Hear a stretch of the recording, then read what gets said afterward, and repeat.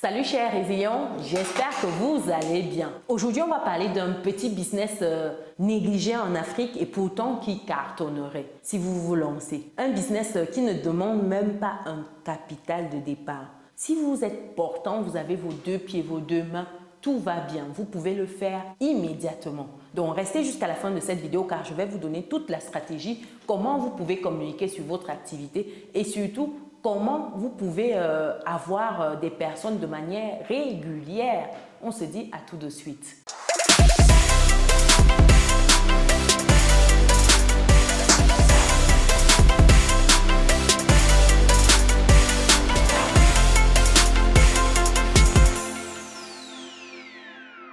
Bienvenue de nouveau sur Business et Réussite, la chaîne qui te permet de muscler ton mindset et tes finances. Si c'est quelque chose qui te parle, alors rejoins dès à présent la communauté des personnes résilientes et pense à lâcher ton pouce bleu en l'air et à partager massivement cette vidéo. Si tu me découvres pour la première fois, je suis Chimène Nana, je suis entrepreneur et investisseuse en France et en Afrique depuis quelques années et ma passion au quotidien, c'est de te voir atteindre ton autonomie financière. C'est dans ce sens que je partage avec toi mon petit livret qui te donne 10 idées business que tu peux lancer aujourd'hui avec ou sans capital de départ. Le livret est disponible dans le descriptif de cette vidéo. Alors, c'est quoi cette petite idée business qui va te permettre de te générer des revenus rapidement, sans expérience, sans compétences, sans rien de tout cela? C'est simplement de te positionner comme celui qui facilite les démarches administratives des personnes qui n'ont pas de temps ou des personnes qui sont dans la diaspora. Comment ça se passe? Quand vous êtes dans la diaspora ou même quand vous êtes sur place, que vous voulez gérer un papier administratif, ça prend énormément de temps. On connaît tous la lourdeur administrative qu'on a dans nos différents pays. Pour le cas du Cameroun, par exemple, pour un petit papier, il vous faut bloquer une journée. Et souvent, même une journée, ça ne suffit pas. On vous demande de repasser et récupérer. Dans ces cas de figure ici, vous vous positionnez comme la personne qui facilite les démarches administratives des autres. Comme démarche administrative, par exemple, c'est pour une personne qui souhaite avoir, par exemple, un extrait d'acte de naissance, une personne qui souhaite avoir son casier judiciaire, une personne qui souhaite lancer une démarche de pièce d'identité, ainsi de suite. Vous avez plein de démarches administratives dans ce type-là. Vous, qu'est-ce que vous faites? Vous récupérez les éléments de cette personne-là et vous allez faire la pièce à sa place. Vous allez faire le papier en question à sa place. Ça demande ici une grosse confiance, oui, parce que venir vous confier les documents d'identité, pour certains, ça demande que vous soyez quelqu'un de confiance. C'est pour cela que pour commencer cette activité-là, vous pouvez aller dans votre entourage, de voir vos proches qui sont souvent très occupés, qui n'ont jamais de temps pour quoi que ce soit et leur proposer vos services. Parce que si vous réussissez à satisfaire un proche, quelqu'un qui vous connaît déjà, qui vous fait aisément confiance, vous pourrez être recommandé par la suite et c'est ainsi que vous aurez déjà un carnet d'adresses de personnes qui feront progressivement appel à vous.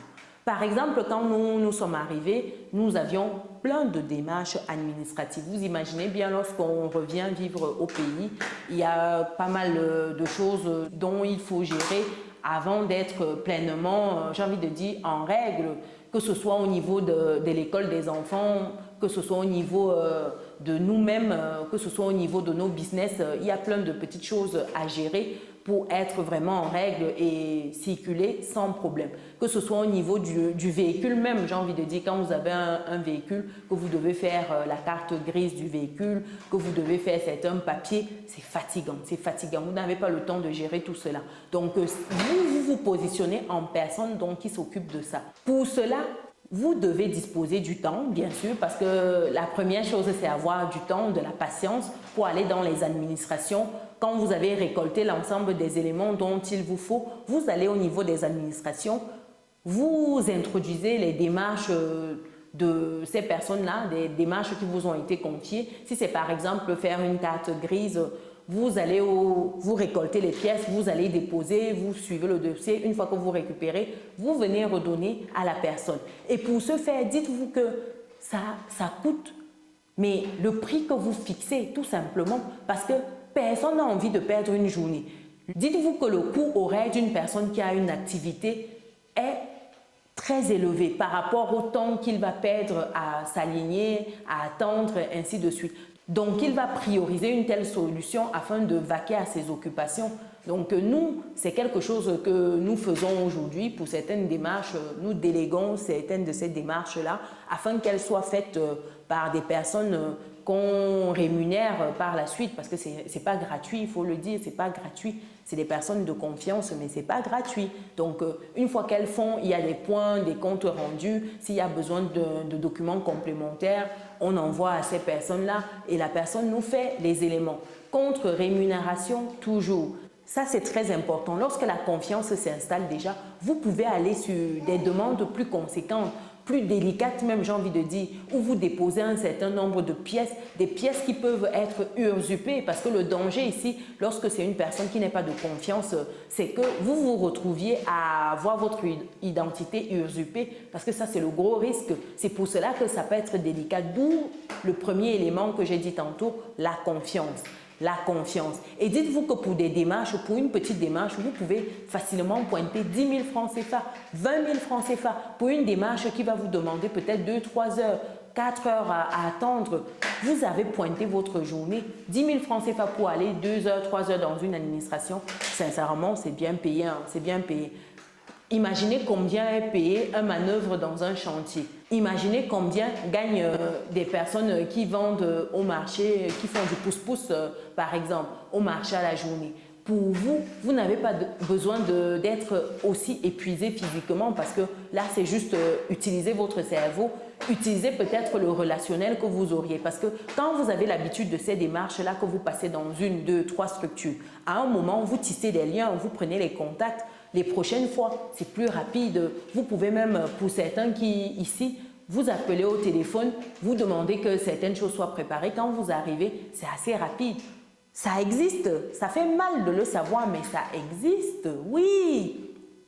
Oui, il faut connaître du beau monde ici. Sinon, vos affaires, ce sera toujours compliqué et ça vous permet d'accélérer certaines de vos procédures. Quand vous arrivez, par exemple, ça vous permet de ne pas rester 2 heures, vous passez peut-être 30 minutes, 1 heure.